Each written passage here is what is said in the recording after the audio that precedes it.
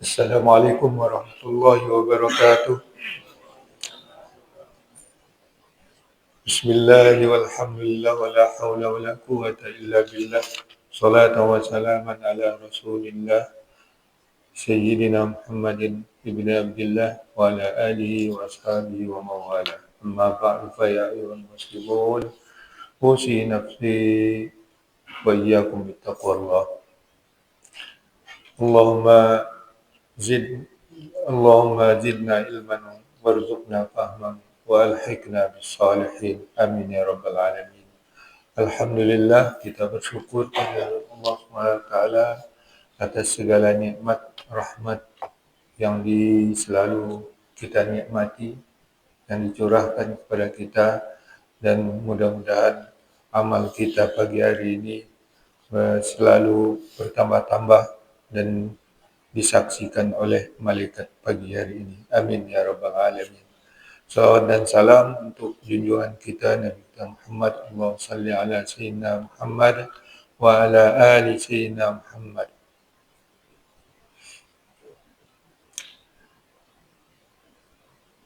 Dan melanjutkan di halaman 230 di paragraf terakhir. Wa'lam. Ya. Bismillahirrahmanirrahim. Qala al-Imam Abu Hamid Al-Ghazali rahimahullah wa nafa'ana bil ulumi. Wa'lam anna al-qalba al-mashhuna bil ghadabi wasyarahi ila dunya wa takallubu 'alayha wal harasu 'ala at-tamziki li'aradin nas kalbun fil ma'na wa qalbun fis surah. Ketahuilah, sesungguhnya kalbu yang dipenuhi, yang dimuati dengan kemarahan dan keserakahan kepada dunia dan bersikap anjing kepadanya, artinya selalu mengulurkan lidah kepadanya. Wal harasu ala tamdziki li'aradin nas, dan antusias atau bersemangat untuk merobek kehormatan manusia. Hal semua itu adalah anjing dalam makna dan kalbu dalam bentuk. Yes, ini adalah lanjutan daripada tugas seorang pelajar yang harus memprioritaskan keutamaan akhlak. Ya, menjauhi akhlak yang rendah. Sumber dari akhlak yang rendah itu adalah di dalam kalbu yang dimuat dengan yang penuh dengan keangkaran murka, kemarahan dan keserakahan pada dunia. Ya. Maka kalbu seseorang yang dipenuhi dengan kemarahan dan keserakahan kepada dunia dan bersifat seperti sifat anjing kepadanya, melahap semua, tidak membedakan yang mana yang halal dan yang haram. Dan kalau merobek-robek kehormatan manusia, itu suka, maka itu berarti kalbu yang seperti itu maknanya seperti anjing. Ya, anjing pada makna. Memang rupanya jantung kita, jantung yang selalu bergerak-gerak. Ya. Fanurul basirati yulahizul ma'ani ila suwar. Maka cahaya orang yang pintar itu, orang yang penuh hikmah itu, yang tajam, cahara orang yang tajam penglihatannya, itu memperhatikan makna. makna yang dibalik yang nampak. Jadi yulahizul ma'ani ala suwar. Dia memperhatikan makna, bukan bentuk, bukan yang rupa yang nampak, tapi yang dibalik. Karena rupa yang nampak itu menggambarkan yang dibalik. Orang yang tajam pikirannya, basirah, bisa dia menerka kalbu manusia itu hanya dengan melihat wajahnya. Nah, itu makna yang terkandung di balik tampilan. Was-suwaru fi hadzal alami ghalibatun 'alal makna. Dan rupa penampilan dalam alam ini itu kalah atau dominan daripada makna. Karena orang kadang-kadang terpersona karena penampilan saja, tidak tahu di balik itu. Ada orang rancak di labuh, atau orang yang mentreng, tajir, tidak tahu di balik itu apa.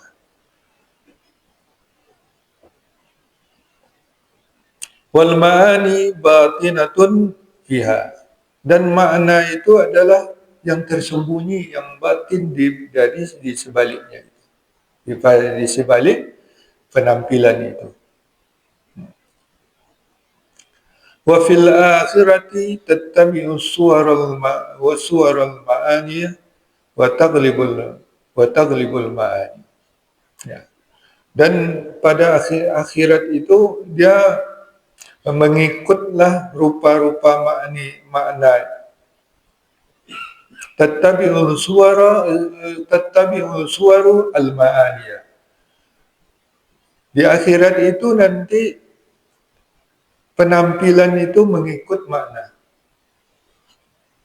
Jadi apa yang dibalik penampilan itulah yang tampil nampak nanti di akhirat. Ya. Yaitu amal-amalnya yang ada di dunia ini. Seperti apa amal di dunia ini, itu kan menjadi makna atau menjadi penentu nanti penampilannya di akhirat. Jadi wa fil akhirati tattabi'us suwarul ma'aniyah. Dan di akhirat itu nanti penampilan kita ini, penampilan itu mengikut dia kepada makna yang dibalik diri kita ini, yaitu apa yang terjadi di dunia ini. Wa taghlibul ma'aniyah, dan itu dominan makna. Falizalika yuhsyaru kullu syakhsin ala suratihi al-ma'nawiyah. Maka karena itu nanti dihimpun setiap orang sesuai menurut penampilan maknawiyah.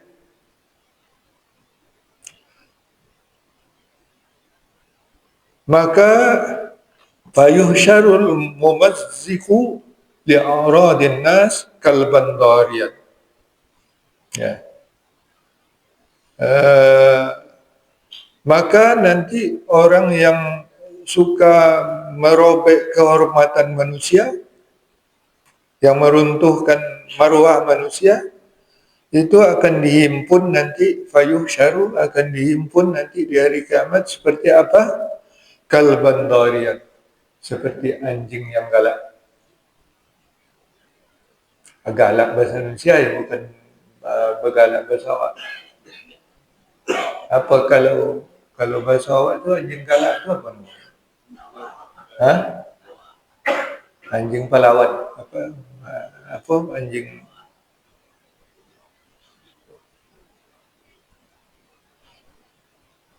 Seperti anjing nanti wasyarahu ila amwalihim zibban adiyat. Dan orang yang serakah kepada harta mereka itu menjadi serigala, dia akan tampil nanti di akhirat seperti serigala zibban adiyat, zibban yang ganas. Wal mutakabbiru alaihim fi surati namirin. Ya. Dan orang yang suka takabur, yang sombong di atas manusia, alaihim, atas mereka, itu nanti tampil fi surati namir, dalam bentuk harimau. Wa talibur riasati fi surati asadin. Dan orang yang serakah, ya, mencari menduduki kepemimpinan itu dalam bentuk, dan nanti bangkit dia di hari akhirat dalam bentuk singa. Ya. Jadi apa yang ada sebalik kita yang kita simpan dalam diri kita dari amal kita, nah seperti itulah kita tampil nanti di akhirat. Waqad waradat bizalikal akhbaru wa syahida bil i'tibaru inda zawil basairi wal absar. Dan banyak datang dengan demikian itu hadis-hadis. Artinya banyak disebutkan dalam hadis-hadis seperti hal yang seperti itu, dan sudah disaksikan oleh pelajaran yang bisa kita ambil di kalangan orang-orang yang tajam penglihatannya, orang yang memiliki penglihatan yang tajam. Fa in qulta kam min talibin radi'il akhlaqi hasalal ulum. Jika engkau mengatakan berapa banyak orang yang buruk akhlak itu tapi juga berilmu, hasalal ulum, dia mendapatkan ilmu. Fahayhata ma ab'aduhu anil ilmi anil ilmil haqiqi an-nafi fil akhirah al-jalib lis-sa'adah. Jauh panggang di api, hayhata, jauh panggang di api. Ya. Alangkah jauhnya dia dari ilmu yang hakiki, yang bermanfaat di akhirat, yang mendatangkan kebahagiaan. Jadi Imam Al-Ghazali rahimahullah menjawab itu. Kan banyak orang yang tidak berakhlak tapi ilmunya banyak. Ya. Ilmunya tinggi. Kata Imam Al-Ghazali, jauh panggang di api. Itu jauh, amat jauh daripada ilmu hakiki. Itu ilmu yang kulit-kulitnya aja. Ya. Ilmu dia tidak bermanfaat di akhirat dan tidak mendatangkan kebahagiaan. Orang yang berilmu tapi tidak baik akhlaknya, dia akan mendatangkan kesengsaraan. Mau bukti banyak. Fa inna min awaili dzalikal ilmi an yadhharu lahu annal ma'asiya samumun qatilatun muhlikatun. Dan ilmu hakikat itu seperti apa? Ya, ilmu yang hakiki itu seperti apa? Sesungguhnya daripada awal-awal ilmu yang demikian itu, yaitu ilmu yang hakiki itu. Ilmu disebut ilmu hakiki. Apa dia? Ayyadhara lahu annal ma'asiyah samumun qatilatun. Baru dia menuntut ilmu sudah nampak bagi dia. Yazharu lahu. Zahir bagi dia, nampak bagi dia apa? Bahwa segala kemaksiatan itu adalah racun yang mematikan dan yang membinasakan. Kalau ilmu tidak melihat kemaksiatan itu racun yang mematikan, itu bukan ilmu. Ya. ilmu ecek-ecek. Wa hal ra'aita man yatawanalu samman ma'a ilmi bi kauni samman qatilan? Adakah kau perhatikan orang yang memakan racun bersama sementara ilmunya dengan keadaannya itu racun yang mematikan? Tak mungkinlah. Jelas itu racun makan juga. Nah, innamal ladzi tasma'u minal mutarassimin hadis yulfiquna bil asinatihim marrah wa yuraddiduna bi qulubihim ukhra wa laysa dzalika minal ilmi fi syai'in. Dan sungguh yang hanyalah yang engkau dengar dia daripada orang-orang yang mapan ilmunya, orang yang ahli-ahli, itu sifat mereka itu ada pembicaraan yang dinyinyirkan dengan lidahnya pada satu kali, ada yang diucapkan oleh lidah mereka pada sekali, wa yuraddidunahu biqulubihim ukhra, dan mereka ulang-ulang itu dengan kalbu mereka pada kali yang lain. Jadi ilmu itu sekedar di mulut. Kalau ada orang yang berilmu tapi tidak berakhlak, itu ilmunya itu sekedar di mulut saja. Walaysa dzalika minal ilmi fi syai'in, dan itu bukanlah ilmu sedikit pun. Ya.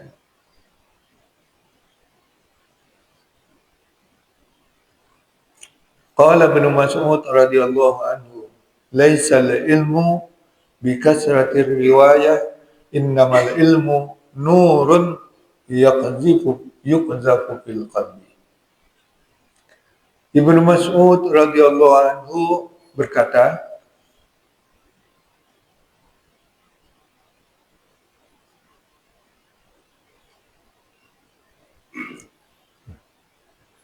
bukanlah ilmu dengan banyaknya riwayat, dengan menghafal banyak riwayat. Innamal ilmu nurun yuqzafu fil qalbi. Ilmu itu hanyalah cahaya, dan sesungguhnya cahaya yang ditanamkan ke dalam kalbu. Ya. Nah, itu yang ilmu yang hakiki. Wa qala ba'duhum innamal ilmu khasyah, liqaulihi ta'ala innama yakhshallaha min ibadihil ulama. Sebagian mereka berkata sesungguhnya ilmu itu tidak lain adalah al-khasyah, ketakutan kepada Allah. Karena firman-Nya Allah Ta'ala dalam surat Fatir ayat 28, innama yakhshallaha min ibadihil ulama. Hanya yang takut kepada Allah itu daripada hamba-hambanya adalah ulama. Ulama yaitu orang yang berilmu. Maka ilmu itu adalah takutnya kepada Allah Subhanahu wa taala. Wa ka'annahu asyara ila khassi samaratil ilmi. Seolah-olah itu ayat mengisyaratkan kepada buah atau hasil yang lebih khusus daripada ilmu. Walizalika qala ba'dul muhaqqiqin, dan karena itu sebahagian para muhakkik mengatakan makna qaulihim, makna kata-kata mereka, ta'allamnal ilma li ghairillah fa'abal ilmu an yakuna illa lillah. Kami mempelajari ilmu bukan karena Allah, bagi selain Allah. Maka ilmu enggan, terhalang dia. Ay yakuna, untuk wujud dia, ada dia kecuali karena Allah. Ya. Jadi ilmu itu akan masuk ke dalam kalbu kita kalau ilmu itu kita tuntut karena Allah. Kalau lain daripada Allah, maka ilmu itu tak akan masuk ke dalam kalbu. Tidak akan menjadi ilmu yang menetap dalam kalbu kita. Keluar dari, masuk di telinga kanan, keluar di telinga kiri. Innal ilma aba wamtana'a alaina. Sesungguhnya ilmu itu enggan dia dan terhalang di atas kita. Falam tankashif lana haqiqatuhu, maka tidak akan tersingkap bagi kita hakikatnya. Wa innama hasala lana hadisahu wa alfasahu. Dan hanyalah yang kita dapat, yang kita hasilkan daripada belajar itu bukan ilmu, tapi cakapnya aja dan mulutnya aja, cakap dan kata-kata lafalnya aja, tidak masuk ke dalam kalbu kita. Sikit lagi. Fa in qulta ara jama'atan minal ulama al-fuqaha al-muhaqqiqin barazu fil furu'i wal usul wa uddu min jumlatil fuhul wa akhlaquhum zamimatun lam yatatahharu minha. Jika engkau katakan, aku lihat sekelompok dari ulama fuqaha yang muhaqqiqin yang mereka menonjol dalam masalah furu' dan usul, dan mereka terbilang dari sejumlah pemuka ulama, ya, dan akhlak mereka tercela dan mereka tidak mensucikan diri daripadanya. Nah, bagaimana itu?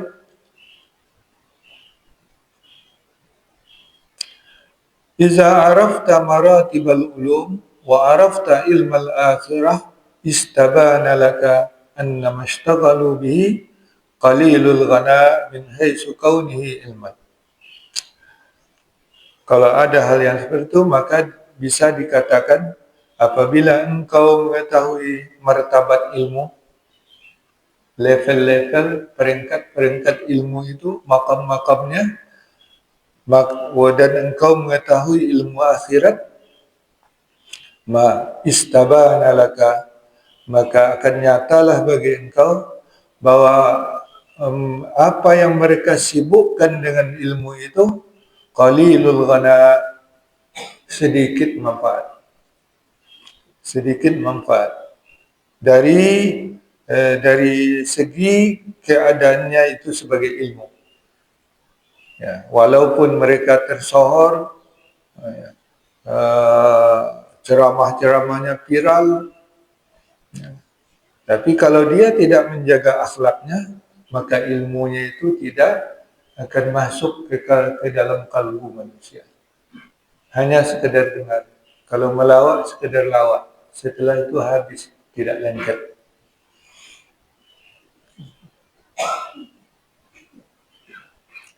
Wa innama ghana'uhu min haitsu kaunihi 'amalan lillahi ta'ala.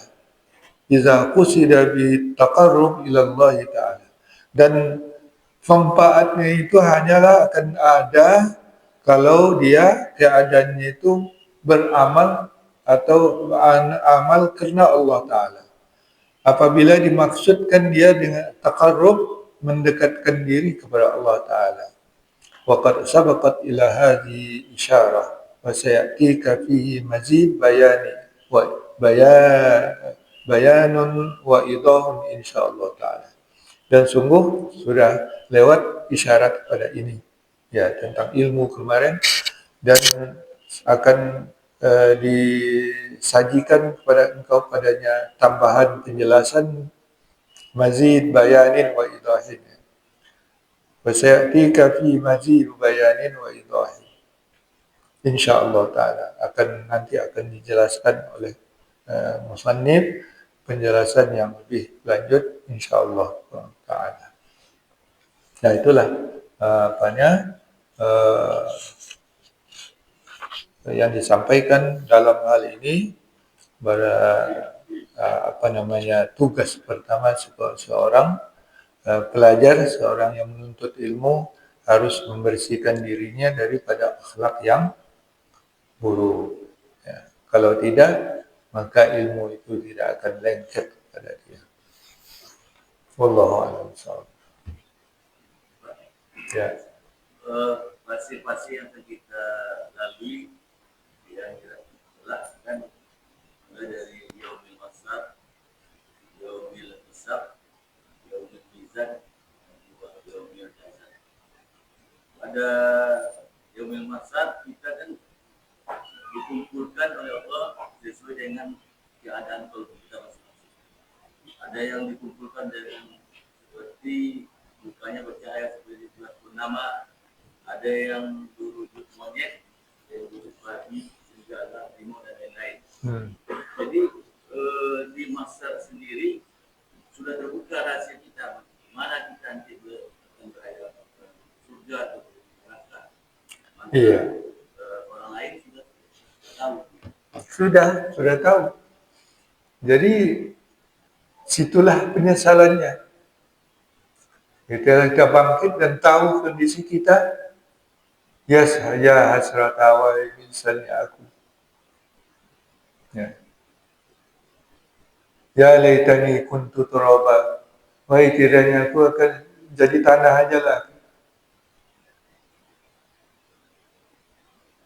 Ditambah lagi diserahkan kitab.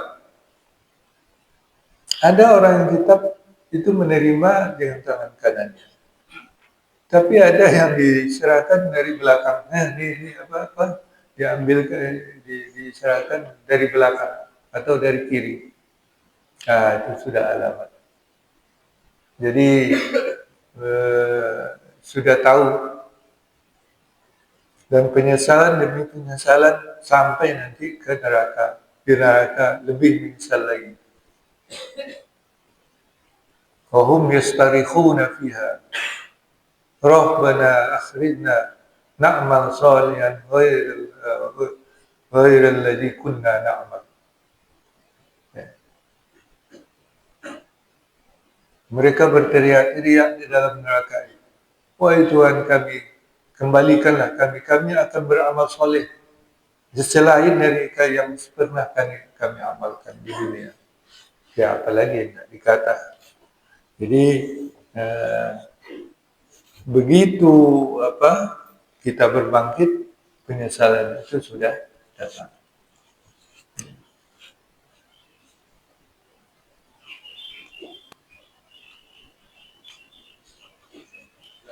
Ya.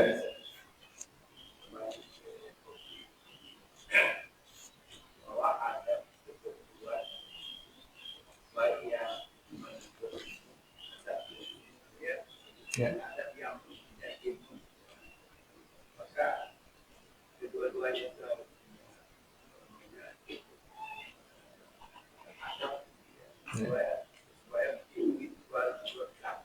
Ya.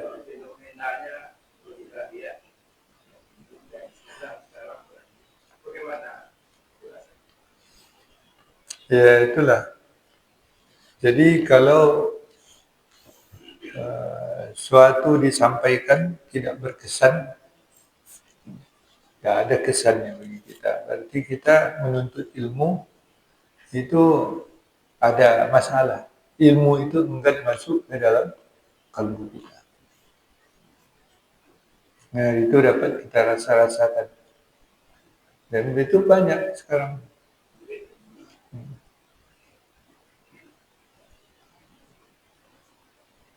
Apalagi kalau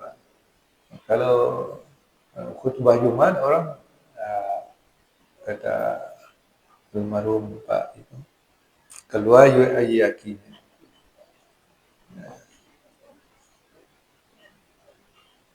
Jadi kita menyerap ilmu, kita belajar, kita akan selalu belajar. Semuanya menjadi iktibar. Katanya kemarin di paragraf yang dulu pelajaran tentang musibah yang menimpa orang lain itu pelajaran kita. Karena juga akan bergilir pada kita. Dunia berputar. Nah itu pelajaran. Kalau itu tidak menjadi pelajaran bagi kita, nah itu ada masalah dalam kalbu kita. Bahwa pelajaran itu enggan dia masuk ke dalam kalbu kita. Nah ada apa? Ya itu tadi. Di sini sebutkan kemarahan dan keserakahan pada harta. Ini puncak apa? Keserakahan pada dunia itu punca dari besaran akhlak yang buruk. Ya. Kemarahan itu sebagai tanda bahwa kita tidak bisa mengontrol emosi kita. Semuanya akan bisa akan itu ada kemarahan itu simbol bahwa kita itu menurutkan hawa nafsu. Karena kita tidak bisa mengontrol emosi kita. Apa keinginan nafsunya itu akan dipenuhi. Ya. Gejalanya adalah mudah marah. Oleh sebab itu Rasulullah SAW mewanti-wanti, la taghdab. Sampai diulang-ulang, la taghdab, la taghdab. Jangan marah, jangan marah, jangan marah. Itu latihan untuk mengendalikan nafsu kita. Mengontrol emosi itu berat. Berat. Itu mesti dilatih kita mengontrol emosi kita. Nah itu sudah diajarkan oleh Rasulullah SAW. Kalau kita marah, kalau kita sedang berdiri, bawa duduk. Kalau marah lagi, bawa berwudu.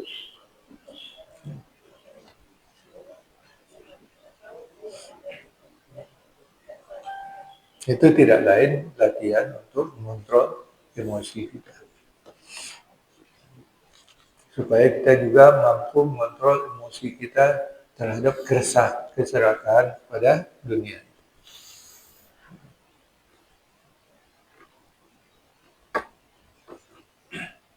Ya. Hilangnya tidak ilmu yang kafir kita lagi mau dia orang yang apa yang berdoa sama dengan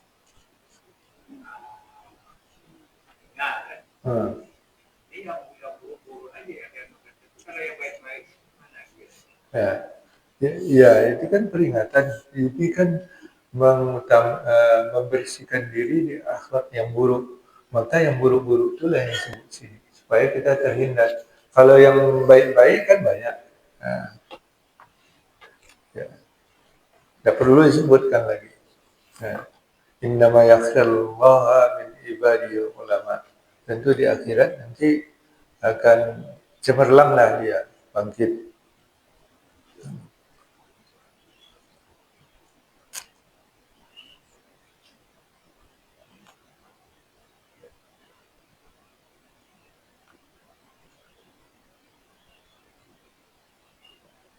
Baik, kalau tidak ada lagi kita. Kalau kita lihat di negeri kita ini sekarang kan kerusakan akhlak kan sudah jadi dikatakan kerusakan akhlak itu penyebabnya dua sisi dari adab dari ilmu juga dari adab penuntut ilmu. Jadi kira pemicu awalnya nih dari sisi penuntut ilmu atau dari pemberi ilmu?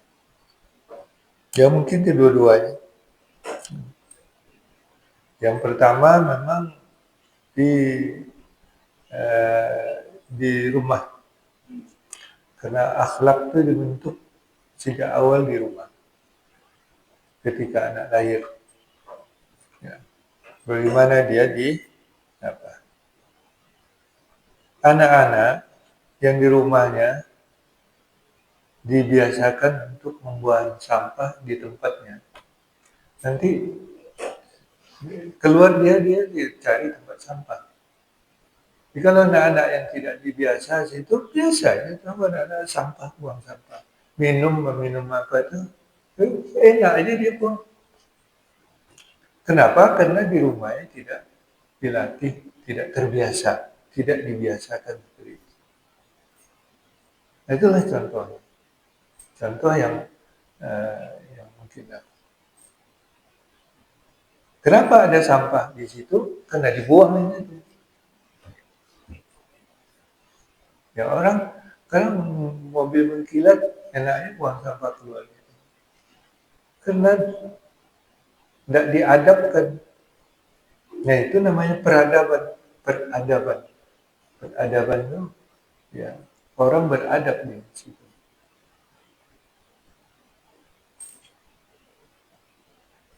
Nah, itu akhlak yang buruk, yang ringan-ringannya.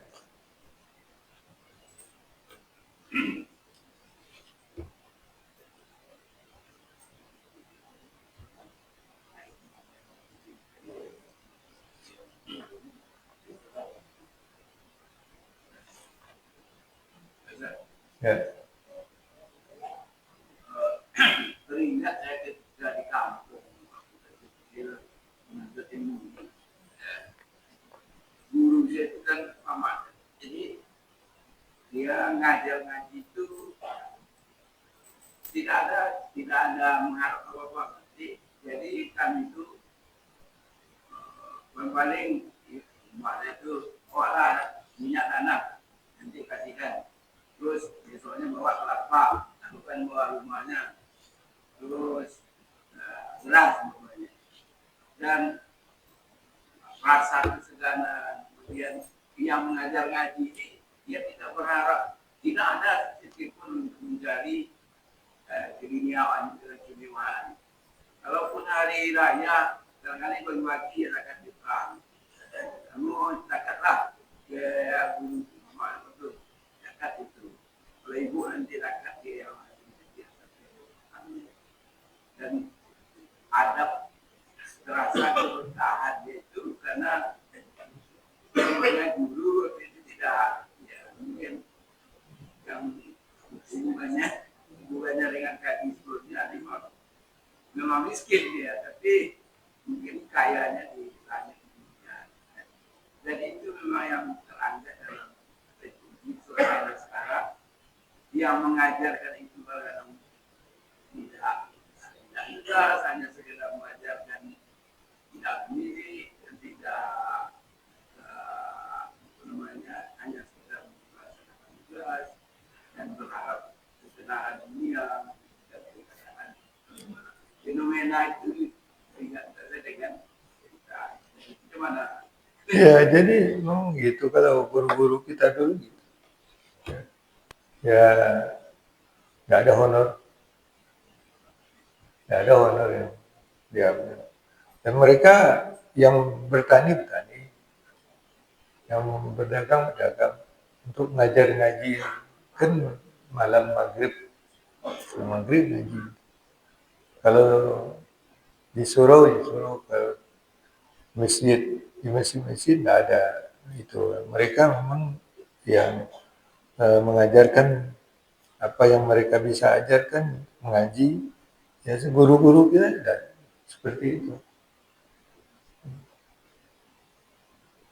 Nah, tapi dari situlah kita pandai, ya. Dan kita bawa sampai besar. Kalau anak-anak kita sekarang ini tidak bisa, dia mahasiswa UIN itu banyak-banyak tidak pandai ngaji.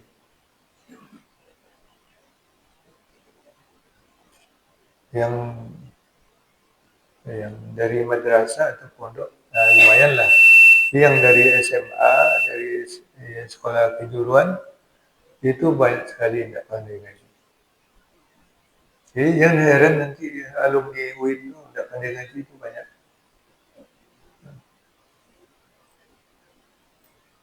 Karena mereka juga nggak belajar, dan mereka juga, ya itulah kondisinya. Guru-guru juga nggak ikhlas.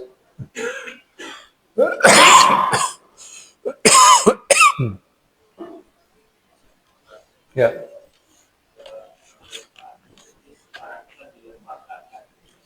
hmm. lebih parah lagi intervensi seperti itu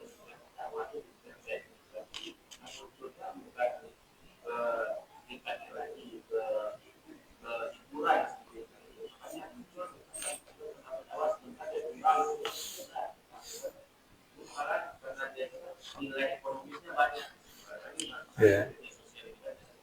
Ya, itulah karena sudah dicampuri oleh duniawinya, masalah duniawinya itu tadi. Jadi yang menonjol itu hiburannya, bukan kajinya. Kadang ustaz dia lama kajian ustaz tu ngaji, galak dia. Apa kaji tadi? Entahlah. Jadi galak-galaknya tak dapat ini. Nah itu juga. Jadi kalau memang menuntut ilmu, ya nanti di tugas kedua itu nampak mesti serius. Jadi tidak entertainment, tidak hiburan, tapi memang menuntut ilmu. Baru dia jadi berilmu. Kalau tidak bisa berilmu.